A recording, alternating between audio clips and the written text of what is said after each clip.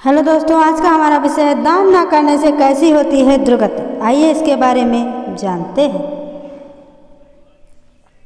श्री रघुनंदन राम महर्षि गृहस्थ के आश्रम में पहुँचे। तंबुक वध का समाचार सुनकर महर्षि अत्यंत प्रसन्न हुए और उन्होंने विश्वकर्मा द्वारा दिया हुआ एक दिव्य आभूषण श्री राम को अर्पित किया।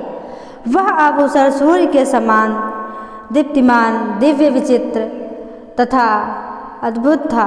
उसे देखकर श्री राम ने महर्षि गृहस्थ से पूछा, मुनिवर, विश्वकर्मा का यह अद्भुत आभूषण आपके पास कहाँ से आया? जब यह आभूषण इतना विचित्र है तो इसकी कथा भी रोचक होगी। यह जानने का मेरे मन में कौतूहल हो रहा है। श्री राम की जिज्ञासा और कौतूहल को शांत करने के लिए महर्षि ने कहा, प्राचीन काल में एक बहुत विस्तृत वन था जो चारों ओर 100 योजन तक फैला हुआ था, परंतु उस वन में कोई प्राणी, पशु पक्षी तक नहीं रहता।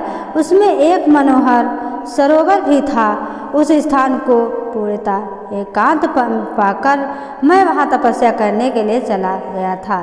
सरोवर के चारों ओर चक्कर लगाने पर मुझे एक पुराना विचित्र आश्रम दिखाई दिया।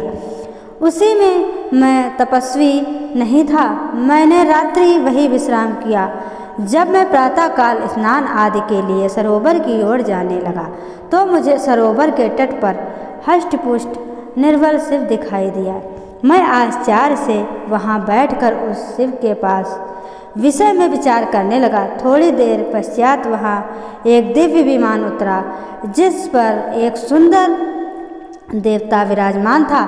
उसके चारों ओर सुंदर वस्त्र आभूषणों के अलंकृत अनेक अप्सराएं बैठी थीं। उसमें से कुछ उन पर चवर डुला रही थी। फिर वह देवता हंसा विमान से उतरकर उस शिव के पास आया और उसने मेरे देखते ही देखते उस शिव को खाकर फिर सरोवर में जाकर हाथ मुँह धोने लगा। वह पुनः विमान पर चढ़ने लगा तो मैंने उसे रोककर पूछा कि तेजस्वी पुरुष, आपका ये देवोमय सौम्य रूप और घृणित आहार यह किसका रहस्य जानना चाहता हूँ। मेरे विचार से आपको क्या घृणित कार्य नहीं करना चाहिए था? मेरी बात सुनकर दिव्य पुरुष बोला कि मेरे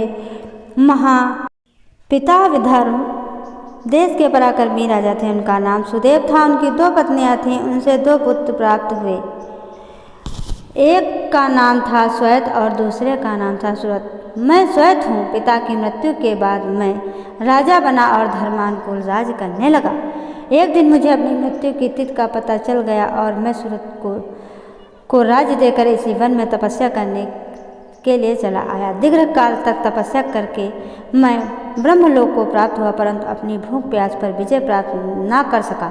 जब मैंने ब्रह्मा जी से कहा तो वे बोले कि तुम मृत्यु लोक में जाकर अपने ही शरीर का नित्य भोजन किया करो। यही तुम्हारा उपचार है, क्योंकि तुमने किसी को कभी कोई दान नहीं दिया, केवल अपने शरीर का पोषण किया है। ब्रह्मलोक भी तुम्हें तुम्हारी तपस्या के कारण ही प्राप्त हुआ है। जब भी कभी महर्षि अगस्त्य उस वन में पधारोगे तभी तुम्हें भूख प्यास से छुटकारा मिल जाएगा। अब आप मुझे मिल गए हैं, अतएव आप पूरा उद्धार करें और मेरा उद्धार करने से प्रतिदान स्वरूप व दिव्य आभूषण ग्रहण करें। यह आभूषण दिव्य वस्त्र, स्वर्ण, धन आदि देने वाला है। इसके साथ मैं अपनी संपूर्ण मनोकामनाएं आपको समर्पित कर रहा हूँ। मेरे आभूषण लेते ही राजश्री श्वेत पूर्णतः तप्त होकर स्वर्ग को प्राप्त हुए और वे शिव भी लुप्त हो गया। Okay, thank you.